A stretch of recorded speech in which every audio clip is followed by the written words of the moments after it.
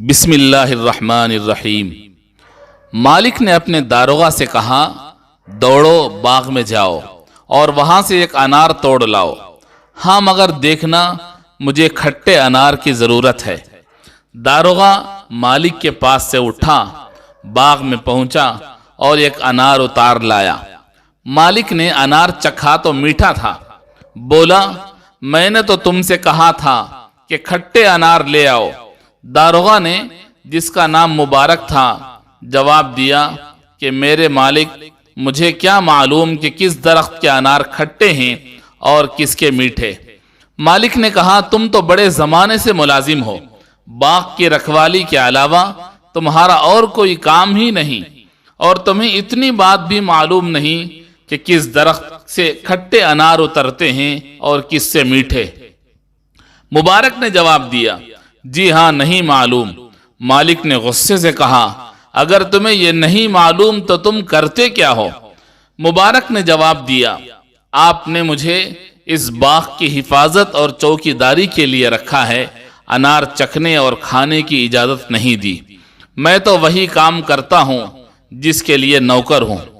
تاریخ عامری میں لکھا ہے کہ مالک، جو ایک تاجر تھا، یہ بات سنی تو بہت خوش ہوا۔ بات خوشی کی تھی بھی۔ دیانت و امانت مسلمانوں کی خصوصیت ہے۔ یہ اور بات ہے کہ اب یہ خوبی حماقت سمجھی جاتی ہے، مگر وہ مالک جانتا تھا کہ یہ کتنی بڑی خوبی ہے۔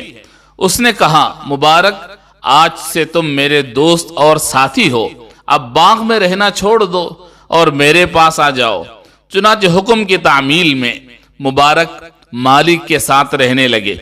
دن رات کا ساتھ تھا۔ مالک نے مبارک کی ایک ایک بات پر کڑی نظر رکھی۔ کچھ دنوں بعد مالک نے اسے بلا کر کہا کہ تم سے مجھے ایک مشورہ کرنا تھا۔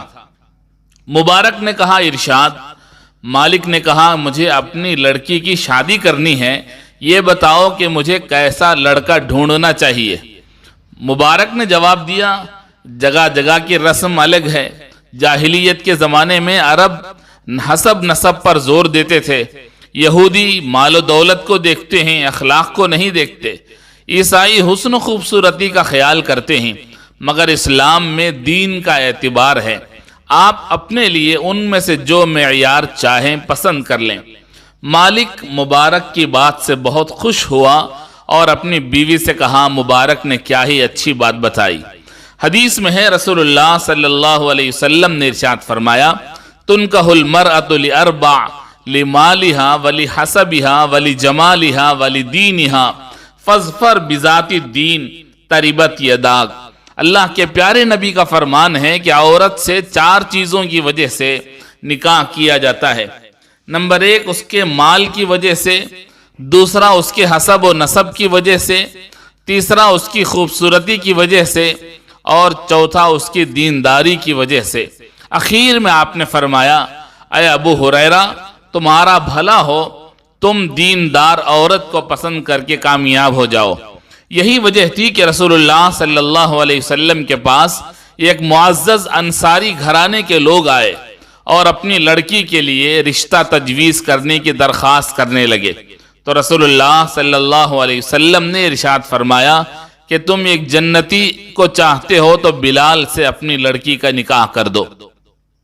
الغرض وہ مالک اپنی بیوی سے کہنے لگا کہ ہمارے مزدور مبارک نے کیا اچھی بات بتائی، تم نے سنی؟ بیوی نے پوچھا، وہ کیا؟ تو شوہر نے ساری بات سنائی۔ بیوی کے دل نے بھی گواہی دی کہ مشورہ بالکل صحیح ہے۔ شوہر نے بیوی سے پوچھا کہ جب یہی معیار ہے تو داماد کو پرکھنے کا، تو پھر مبارک سے بہتر ہماری لڑکی کو اور کون سا امانت دار شخص ملے گا؟ بیوی نے کہا، بسم اللہ، مجھے بھی یہ رشتہ دل سے پسند ہے۔ بستان المحدثین نامی کتاب میں لکھا ہے کہ حضرت عبداللہ ابن مبارک رحمت اللہ علیہ، جو اپنے زمانے کے بہت بڑے محدث اور فقیہ گزرے ہیں، انہی دیانت دار باپ کے بیٹے تھے۔ اسی لیے کہا جاتا ہے کہ پہلی اینٹ اگر درست رہی تو ساری عمارت صحیح طرح سے کھڑی ہوگی۔ اسی طرح میاں بیوی اگر دیندار ہیں تو ان سے ہونے والی نسل دیندار ہوگی۔ اب ہمیں غور کرنے کی ضرورت ہے کہ ہم کو کس بنیاد پر رشتہ کرنا ہے اور کس بنیاد پر نہیں۔